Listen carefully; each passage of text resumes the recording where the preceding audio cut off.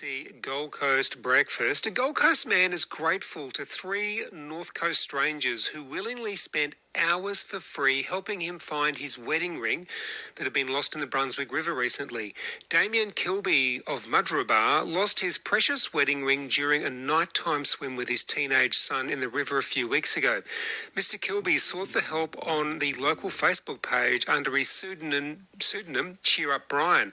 After a few attempts to find the wedding ring failed, he told the ABC's Donna Harper that's when 3 men armed with metal detectors came to his aid.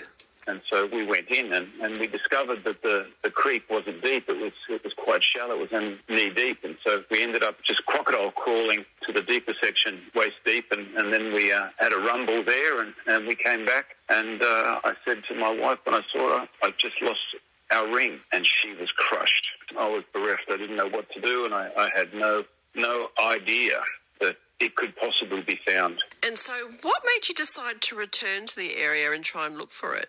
Well, I was once again with my son Axel, and we were sandworming Main Beach, and we came across a couple of detectorists, and I stopped to ask them, do these detectors, can they work underwater? And they said, yeah. And I headed down there, and I spent 4 or 5 hours with my wife searching through the shallows. We didn't find it. One passerby suggested that I post my loss on the Brunswick Heads community page, Facebook page, and maybe somebody had found it. And so I did that, and that's where these 3 heroic souls just messaged me with offers of assistance.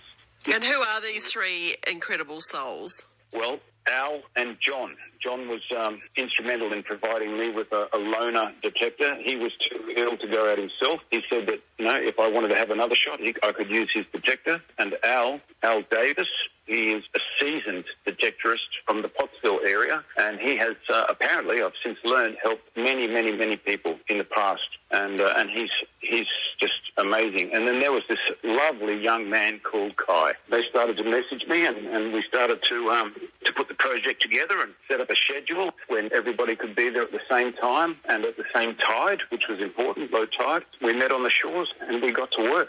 And who found it? Well, Al found it, of course. The seasoned veteran found it.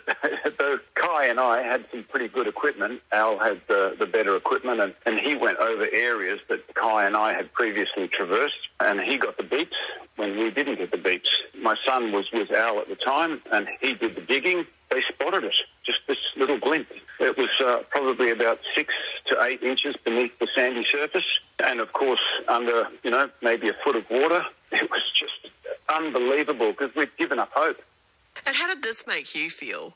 I was overjoyed. I haven't felt such happiness in quite some time. It's been, it's difficult for us here, for my family. It's difficult for everybody around the world at the moment, and everybody's a little bit confused by what's going on and all the drama and unnecessary drama in the world. But this was just, I really did. I dropped to my knees and I hugged the men, and I'm not a hugging kind of guy. And my son, Axel, we were all just overjoyed. It was tremendous. And you offered money to them and you offered to free lunches, and they said no, is that right?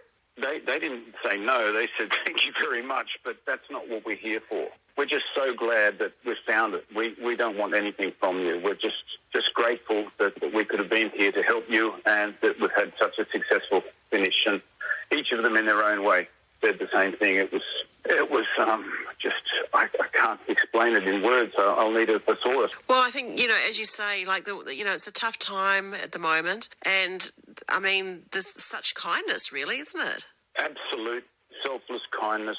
Nothing to do with money. Nothing to do with fakery, dishonesty. Just, I felt that they were like knights of the round table, lords of the ring. Just, Literally, yes. It was a real moment, and I'm still buzzing. My son and I, as we drove back to the Gold Coast, we were just singing in the car. Every song that we could think of that had the word celebrate in it. We just sung and sung and sung. It was just tremendous. Oh, that's lovely. And how old is the ring? Like, how long have you been married, and how old is that ring? Since 1998. How special is it for you? It's I can't even speak because I'm overcome. I've got tears in my eyes now because I'm thinking, as you asked me that question about, it's not just special for me, it's my wife. It shows her, I'm prepared to do anything to get back, a symbol of our love. She was even saying, don't go down again. You'll never find it. It's a needle in a haystack, and you don't even know which haystack it's in. And when I came back and I showed her we got the bottle caps. Yeah, look, and here's a photograph of the Tui's new can. Yeah, we got that. And, and we got this too. And I put the ring down in front of her, and she couldn't believe it. She was,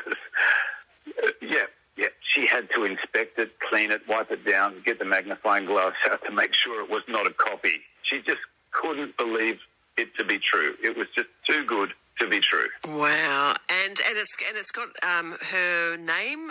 Yeah, her name is Jenny, but I call her Yenski. So inside the ring, it's engraved Yenski 98.